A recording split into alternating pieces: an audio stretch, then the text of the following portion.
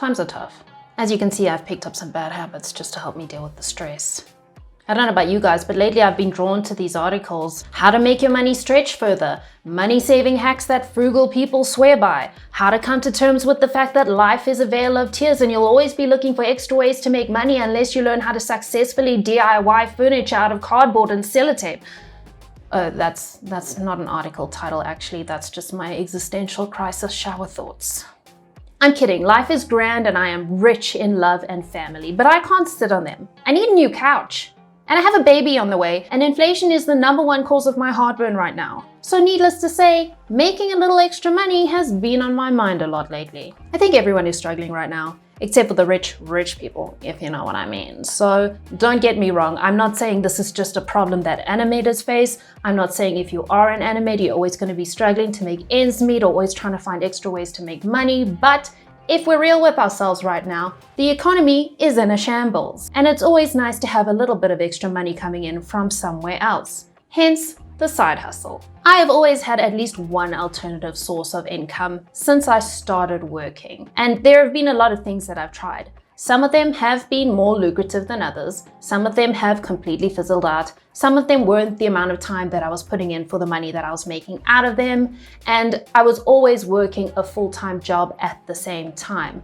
But there's always been something going on and I've tried a lot of different things. For this video, I'll focus on animation-related side hustles or side hustles that are closely related to the skills that you may have as an animator. Of course, simplest and what I've always had going on in the background is freelancing, just simply doing animation work as a side hustle. I have done videos on freelancing, so if you do want more information on that, how to get into it, how to market yourself, how to set your rates, all that stuff, you can check out those videos that I've done before. But the most important thing that I will mention now is that if you do plan on going into freelancing as a side hustle, you need to make sure that you are very good with time management and judging your own skills and how long you're going to take to do certain things. This is very important if you already have a full-time job, because you're only going to have the hours outside of your full-time job to work on this stuff. So you cannot overpromise stuff to your clients, and you can't take on stuff that's going to affect your full-time job because you need your full-time job. So make sure you don't take on jobs that are going to require more hours than what you have available to you in your evenings and on your weekends. And don't take on jobs that have super tight deadlines, because you don't know if you're suddenly going to get a deadline in your full-time job that you're going to have to do a bit of overtime on. And then you're not going to be able to give that time to your freelance job, and then you're going to screw over your freelance client or your full-time job. It's one or the other here. So you need to make sure that you're very, very good with time management and judging how long you take to do things. Be realistic, and as tempting as it may be, don't take on jobs that you're not going to be able to deliver on. Because if you mess with your freelance clients, you're not going to get any more clients, and those clients that you messed around are not going to come back to you. So you're going to end up giving yourself a bad name in the industry, and you're going to do a lot more harm than good. And you're not going to make any extra money, which is kind of the whole point of this whole thing. But if you do want to give freelancing a try, make sure that you have an up-to-date portfolio that you can show your clients so that they know what they can get from you and what they can expect. They're not just going to take your word for it that you can do the job. They want to see examples. And you can do this with a portfolio site like Behance, or you can have your own website where you can direct people to see your portfolio and examples of your work. You need to have somewhere online where your work sits that's going to give you some credibility and make you look professional, because people are not going to give you their money and trust you to do the job if you don't have proof that you are capable of doing the job. There are plenty of sites out there where you can pick up freelancing work, so you can do just a simple Google search. And if you do want to find out more, like I said before, check out my other videos on freelancing. You can also offer your motion graphics or animation services on places like Upwork, Fiverr, or Etsy. You can make a profile and sell easy little standard things that people often want, like VJ loops that you can customize for them, or personalized animated subscribe buttons for YouTubers and Twitch streamers, or slightly more complex stuff like logo animations or infographics.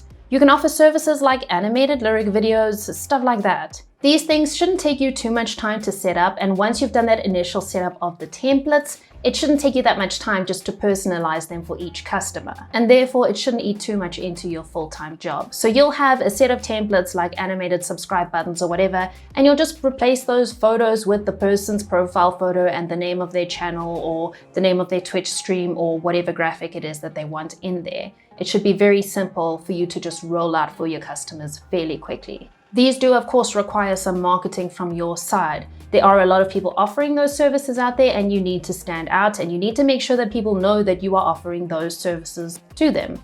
The platform's not going to do the marketing for you. That's up to you. So you need to post it on your socials, share it on your pages, gain as much traction to that page as you can, and then you can get some customers from it. And once you've got good reviews, then the platform will start pushing your stuff out a bit more, because then they know that you are a trustworthy service provider and you're not going to give them a bad name for being on their site. So then they'll push you more into the front of searches and stuff like that. But that's only once you've built up a bit of a customer base and have some good reviews. You can also look at making animated templates that customers can tweak themselves and sell them somewhere like on Envato or Motion Array. So things like lower thirds, transitions, text animations, animated icons, animated titles, broadcast graphics. There are so many possibilities, and these are usually relatively quick to make, and once they're up there and people are buying them, you've done your bit. People just need to purchase them. The maintenance and the work comes in from building up that template collection to offer to people. This will increase your earnings, obviously, because people have more choice and people will keep coming back to see what new templates you've uploaded. And again, you need to try and gain some traction to your page and to your products, share it on your socials, market yourself, market the services that you're providing. This is a great option for motion designers, people with experience in After Effects or Premiere Pro or like DaVinci Resolve. Motion designers can also look at graphic design as a side hustle because you already have those design skills. Why not use them even if they're not in motion? So you can offer services like logo design, design templates, invitations, customized calendars, customized notebooks,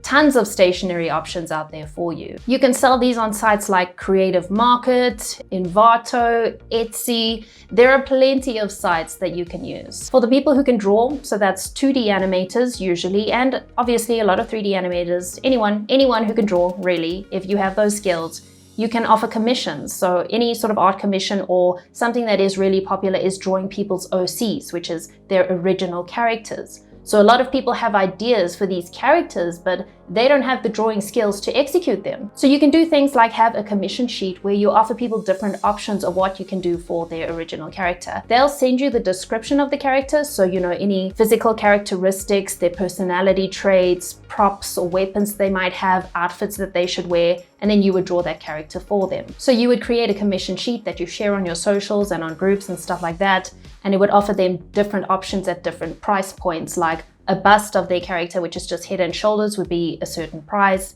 A full-length rendering of their character would be another price. A turnaround of the character would be at a higher price, stuff like that. You can give them a variety of options at a variety of price points so you can meet customers at different levels of what they can afford. There are also subreddits where you can post your commission sheet or post your services. So, you know, places like R Commissions or R Art Commissions. And of course, there are sites like Fiverr or Freelancer. You can also, and this is a bit of a specialized skill, it's not one that I have, but I do have friends who've done it, is you can offer caricatures at events and for commissions. I've heard that the events are really fun, they pay really well, sometimes you get some really good snacks, and you get to make some good connections. Speaking of events, you can also sell prints of your paintings or drawings or illustrations. You can also print them on t-shirts and on mugs and various paraphernalia like that, and go to markets and cons and events in the artist alley or whatever and sell your stuff there. I'm actually going to Comic-Con this weekend, and I know a lot of animators who are going to be in the artist alley selling prints of their work and graphic novels, comic books, stuff like that they've worked on that people can buy from them. It's a great way to get your art out there, get people to know you, to see the artist and see the stuff that you make, build up a bit of a support base for your art, and just to make some friends as well.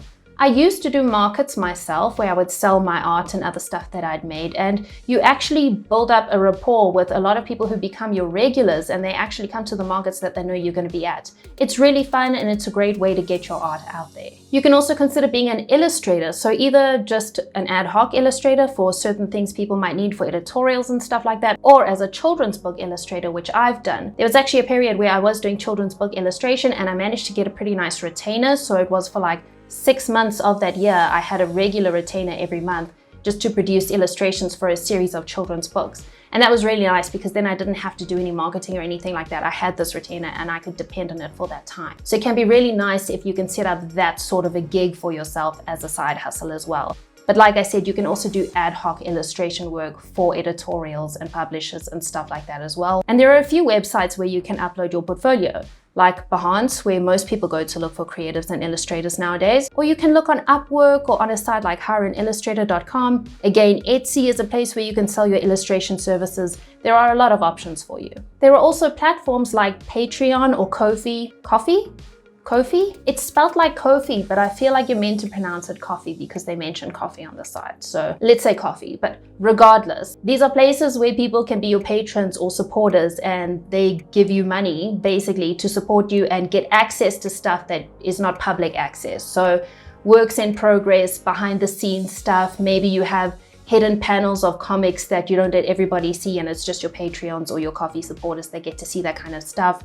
Mini tutorials, anything like that that is not public access, that they then pay a little bit of money that they get access to. And of course, there are print-on-demand sites like Zazzle or Redbubble, where you can upload designs to t-shirts, mugs, greeting cards, all sorts of things. And people can order your designs on apparel and paraphernalia, and it gets printed and then it gets shipped to them. I have a Zazzle store where I do sell some stuff. I also had a Redbubble store, but I literally didn't sell anything on Redbubble. On Zazzle, I had a lot more success. And I'm going to be honest with you, I fell short in the marketing department. I really didn't maintain my marketing a lot, but I have sold a fair bit of stuff on my Zazzle store. You can even make cute print patterns for fabrics and wallpapers or gift wrapping and sell them on sites like Spoonflower. If you're a 3D generalist, you can sell models on TurboSquid, Sketchfab, CG Trader, Blender Market or Shapeways, Creative Market. And these can be any random models really, but I would suggest doing some research and seeing what's oversaturated in the market and what's actually in demand, so that you're not wasting your time making stuff that nobody's gonna buy. But people always want stuff for like architectural visualization, interior design, so that's stuff like varieties of furniture,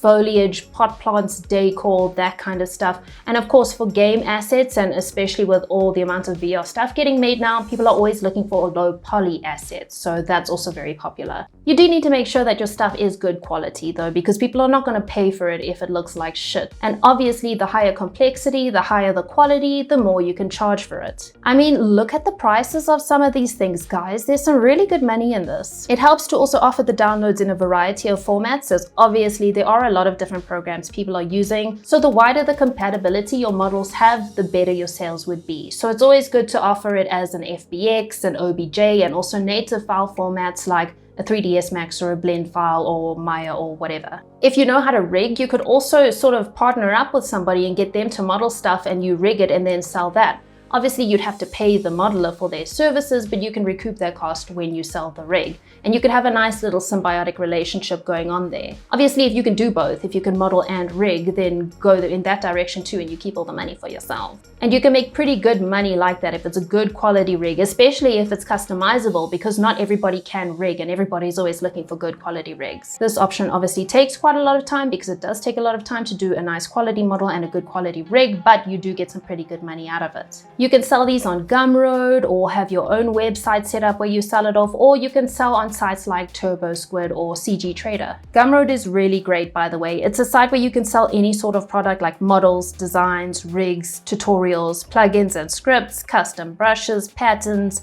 anything that you can think of that you have to offer and other people might want. If you're quite experienced in your field as an animator or motion graphics designer or 3D generalist or whatever it is, if you have a lot of experience, you can also always offer your services as a tutor or a mentor.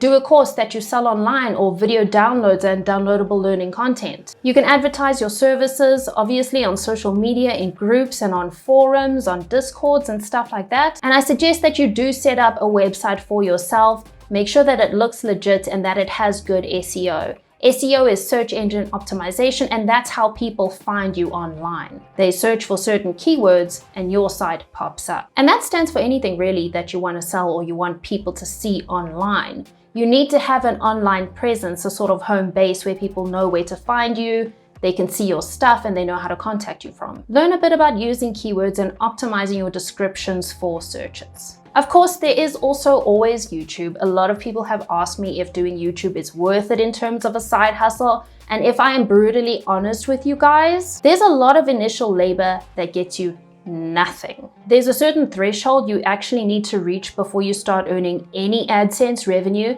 and that's 1,000 subscribers and 4,000 watch hours within a 12-month period.